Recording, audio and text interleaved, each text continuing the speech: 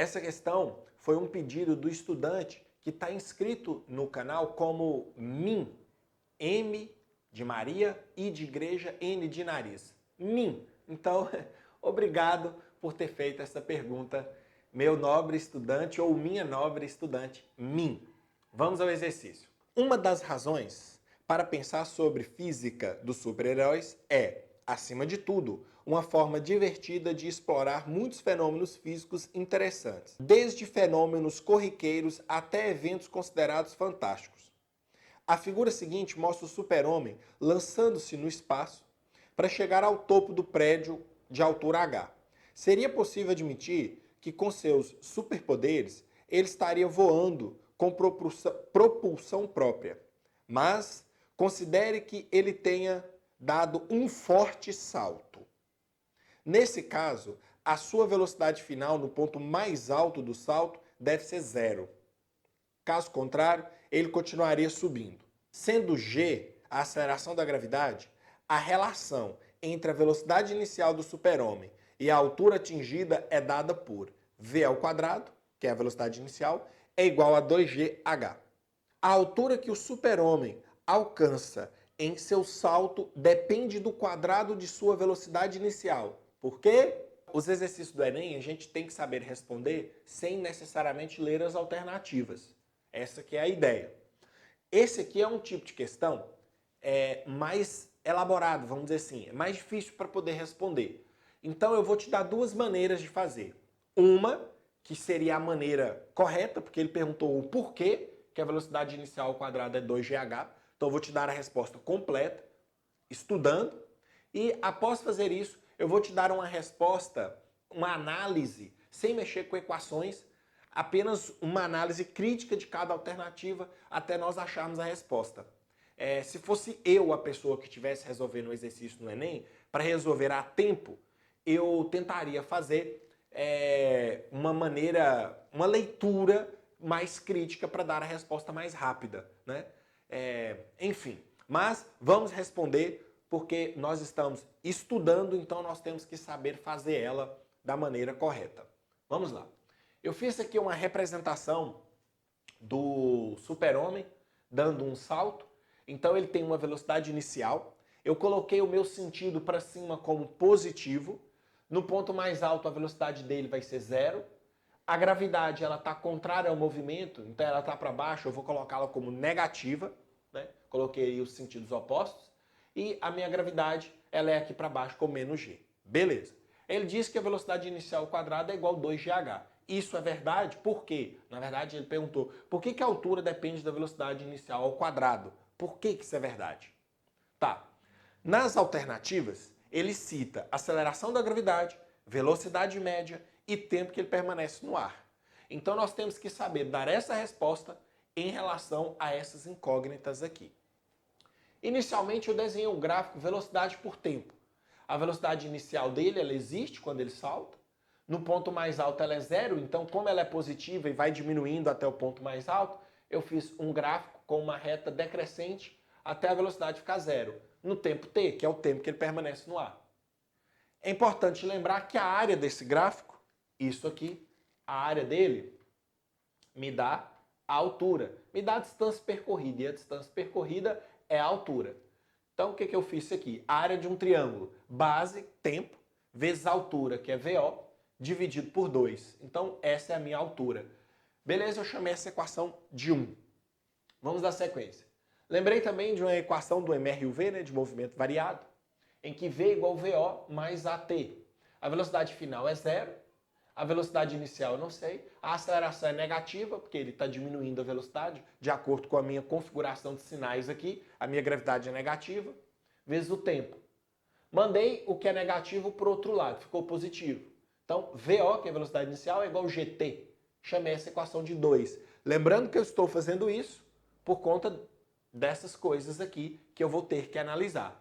Já fiz uma relação da altura, estou fazendo aqui uma relação da velocidade inicial com gravidade e tempo, e agora eu tenho que entrar com a ideia de velocidade média.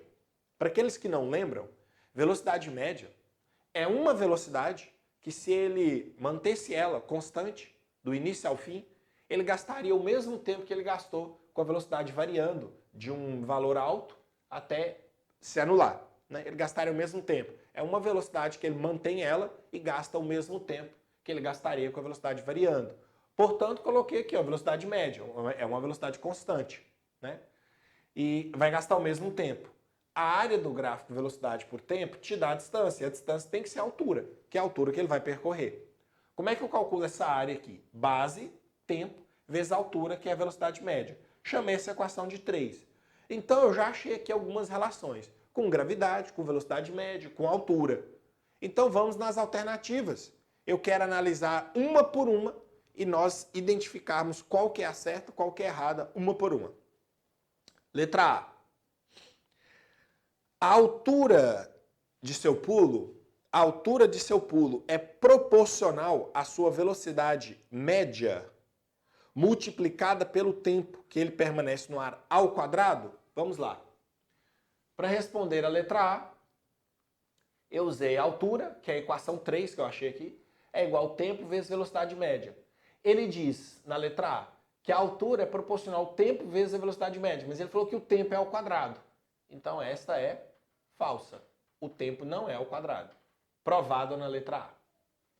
Letra B, ele diz assim: o tempo que ele permanece no ar é diretamente proporcional à aceleração da gravidade e essa é diretamente proporcional à velocidade.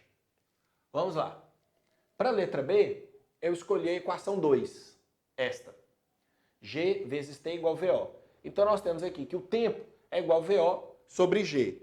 Então ele fala, aqui na letra B, que o tempo que ele permanece no ar é proporcional à aceleração da gravidade.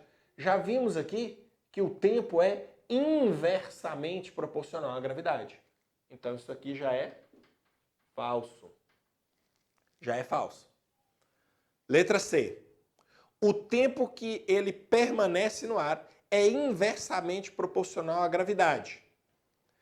E essa é inversamente proporcional à velocidade média.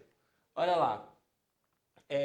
O tempo para a letra C é inversamente proporcional à gravidade. Isso está certo. Mas para responder essa parte aqui, ó, que a aceleração da gravidade é inversamente proporcional à velocidade média, olha o que eu fiz. Peguei a equação 3. A altura é igual ao tempo vezes velocidade média.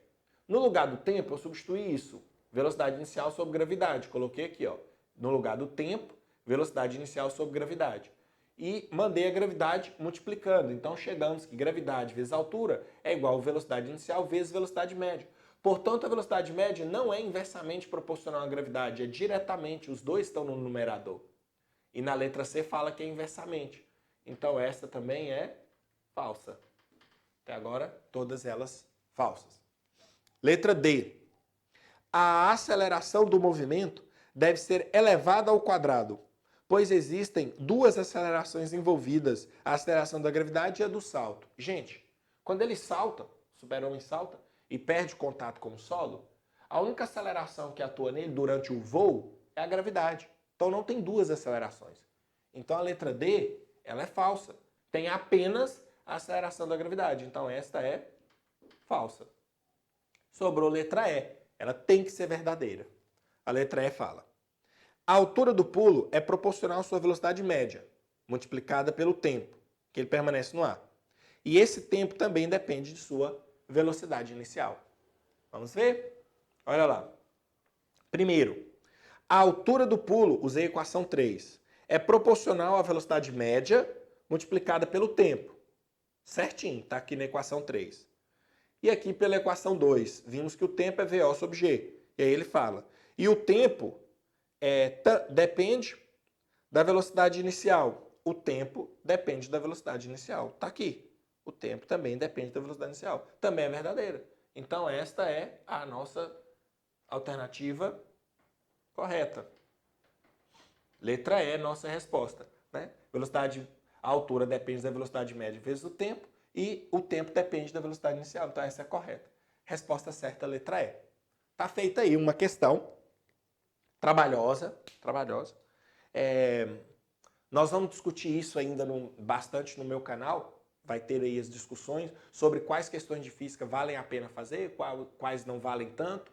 Essa daqui é uma questão bem trabalhosa se nós formos resolvê-la do jeito que tem que ser feita mesmo, né? Da maneira correta. Tipo, vamos agora pensar como você poderia resolver essa questão de uma maneira mais rápida, sem ter que mexer com cálculos, fórmulas, de uma maneira geral. Dá para poder a gente ficar mais próximo da resposta correta ou até chegar nela. Vamos lá. Vamos analisar alternativa por alternativa sem mexer com isso que eu trabalhei aqui. Letra A. A altura do seu pulo é proporcional à velocidade média? Até aqui ok. Uma maior velocidade vai me dar uma maior altura, né? Então, proporcional. Maior velocidade ele vai me dar uma maior altura. Multiplicada pelo tempo, bom, se você lembrar, para a velocidade média, como ela é constante, você pode pensar na ideia de D igual VT. O D seria a altura, o V seria a velocidade e o T seria o tempo. Então, a minha altura seria velocidade vezes tempo, pensando em velocidade média, porque ela é constante. Então, até aqui é ok. Mas ele fala elevado ao quadrado. A própria equação diz D igual VT. Com a velocidade constante, o tempo não é ao quadrado. Então, essa estaria falsa. Seria uma maneira de você pensar. Eliminei letra A. Letra B.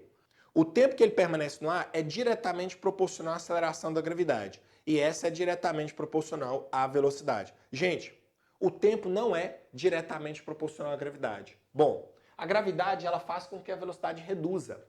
Uma maior gravidade, a velocidade vai reduzir a zero mais rapidamente. E quando a velocidade chega a zero, ele vai chegar no topo. Tem que chegar no topo quando a velocidade chega a zero.